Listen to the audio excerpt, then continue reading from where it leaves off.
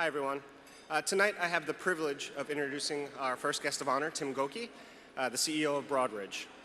Before I do so, I wanted to provide some background on Tim and his company, Broadridge. Broadridge provides industry solutions for critical and essential functions in the financial services. Part of the financial services industry for decades, Broadridge has completely transformed since becoming an independent company 12 years ago.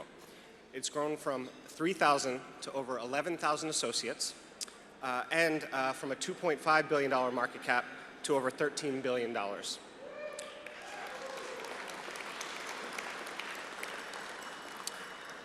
By introducing new products, new technology, and nearly 30 acquisitions, Broadridge has deepened its capabilities and broadened how it served its clients.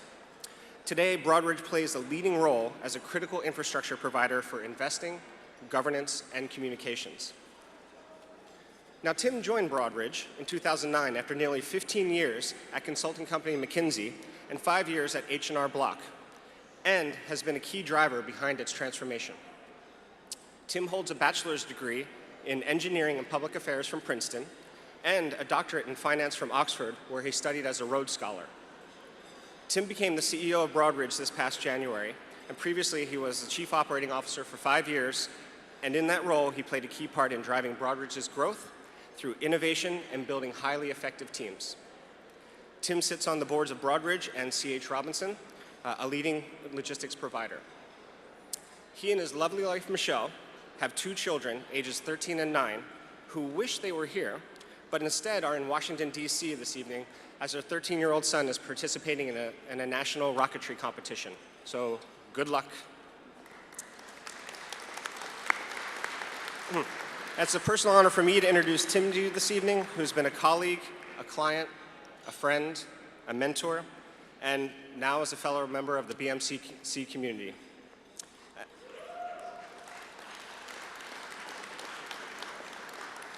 And I look forward to hearing from Tim and his perspective on education, service, and what drew him to BMCC. So everyone, please welcome Tim Goki. One of the things I really love about Tim is the fact that he is immediately engaging with people that he's going to be working with. Tim has transformed that here at Broadridge Financial Solutions by making sure that he connects our associates with the purpose, helping people to invest in the future, helping our clients to be the best that they can be, helping companies to find the kinds of investments and capital that they need to grow and thrive. He's somebody who believes in transparency. He always operates with ultimate integrity, and he really believes that if everybody is upfront with their perspectives and their principles, it's how you arrive at the best outcomes for all. He has a unique ability to connect the dots between where the puck is going and where things stand today in terms of what are some immediate challenges and opportunities our industry faces, how can Broadridge help solve those to create immediate benefit for our clients, but also help our clients position themselves for the next 10 to 15 years. Tim was instrumental in our transformation into a true fintech leader. And when he came up with the idea of us needing to be ready for next, so our clients could be ready for next, he immediately translated that into what do our associates need to be ready for next? And he was the principal architect of our purpose as a company. And he recognized that by showing people the higher purpose of the company, they could do better work. Certainly, I had the privilege of working for Tim when I joined Broadridge back in 2013 in the strategy role, and it was great to be able to work with a leader who was able to really identify the things that I could contribute to and give me the room and the support to be able to double down on areas that not only played to my strengths, but most importantly, help create value for Broadridge and also for the industry. And he feels a strong sense of loyalty to the people who work here at Broadridge. He wants to create an environment where everyone can succeed and do their best, and I think that means so much to all of us that work at Broadridge. As I've gotten to know Tim, I've really been impressed with how he interacts with individuals at all levels.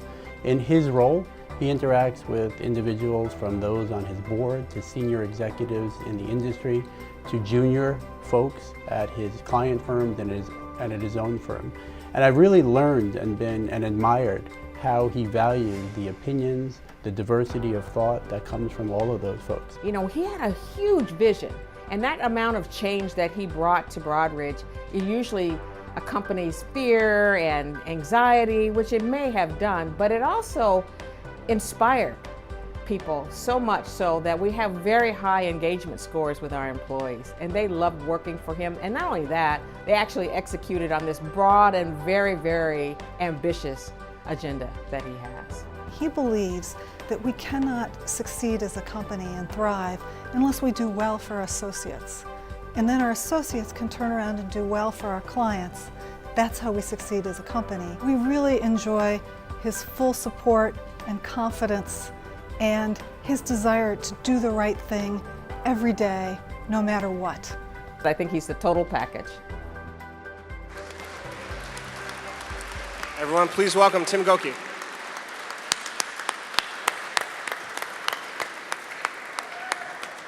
Tim, we are pleased to present you with BMCC's Award of Excellence. Let me just read the awards to you and everyone else. Which is with sincere appreciation for your support of BMCC and our students, and with deep admiration for your leadership and long-standing dedication to excellence and financial services, we look forward to our continued friendship. Please join me in congratulating Tim Goki and thanking him for everything he's done for today's gala. Tim, okay. Do you want me to hold it while you're reading? Okay.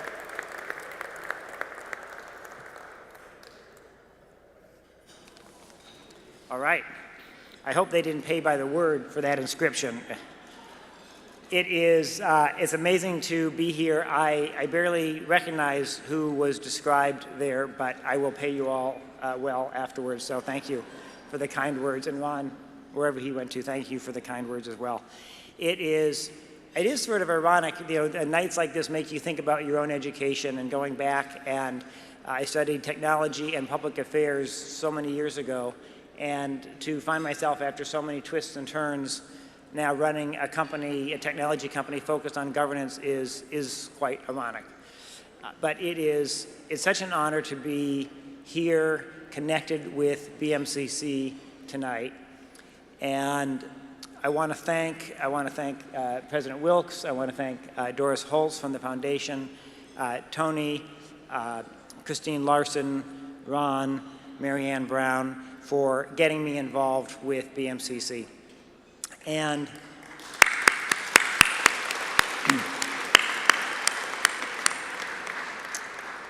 I have to say that about 9 months ago, when we first started talking about this, I didn't know a lot about BMCC. And as I got to know it, and the more I got to know, the more impressed I was. And I visited, and I met some students, and it's an incredible story. And we heard some great stories tonight. I want to tell you another story about why this is so meaningful to me. And it's a story about a girl. And this girl had a lot of things going on in her life when she was in high school. She went to 5 different high schools in 4 years. And she left her family, separated from her family when she, just after her 17th birthday. And her plan was that she was going to drop out of school and get a job, and that was her plan. And parents of some friends of hers, a sort of random act like what we heard about tonight in a couple of the instances, took her in and helped her finish her last year of high school. But when it came to graduating from high school, she didn't have enough credits. She was a classic AF student who did really well. She was interested. She was working at the time, and often didn't go to class or go to school. And so, again, her plan was, I'm not going to graduate. I'm not going to college. I'm just going to get a job. And she was so fortunate. She lived in Austin, Texas. And she had a very talented high school guidance counselor who introduced her to a very unique program at the University of Texas, which is a very fine institution, where you can enter as a provisional student, over the summer. If you take a full course load and get a B average, you're in. But you need a high school degree, which she didn't have.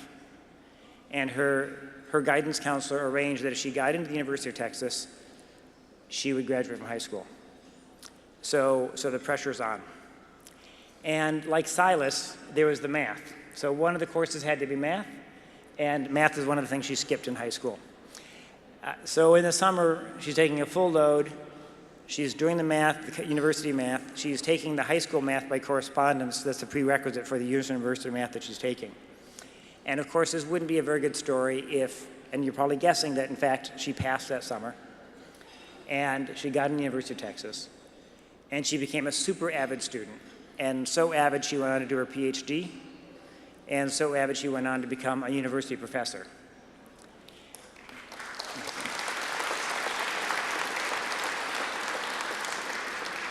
So that young girl, very fine woman, is my wife, Michelle.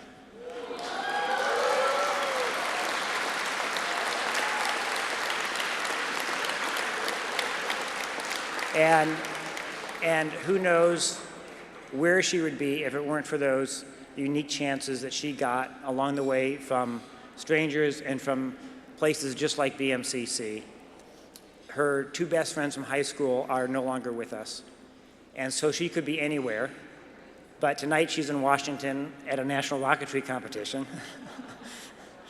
and so education makes a real difference. And all of that was possible because of institutions like BMCC and like the chance that it provides for students like the students you saw tonight. And we all know that education is absolutely critical for society.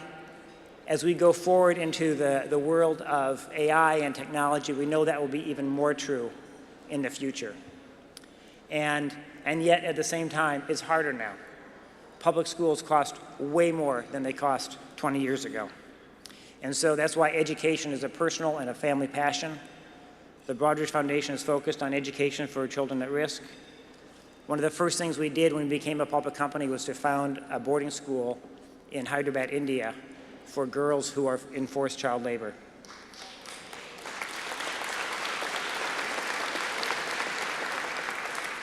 And Broadridge volunteers go out into neighborhoods and find girls who are in labor and talk to their parents and convince them to come to the school. We've had over 1,000 girls graduate. We have Jashni, who came to our school 11 years ago. She went through the school, mainstreamed, graduated from the university in 2018, is now working in finance at Broadridge, and that's a great success story too.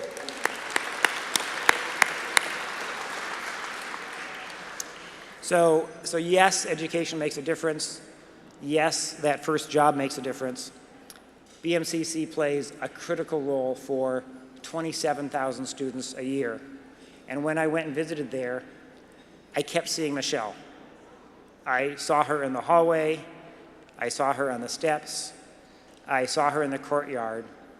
And when you know and see the challenges that the students have to undergo, it's incredible, the perseverance and what they do. And the BMCC Foundation makes such a difference because it is so easy to get blown off course, to have an unexpected expense, to have an unexpected family issue. And to have someone behind you that pushes you through that makes an unbelievable difference. So that's why I'm here tonight. That's why I'm part of BMCC. That's why I thank all of you for being here tonight and for doing what you do, which is helping to change lives one student at a time. Thank you very much.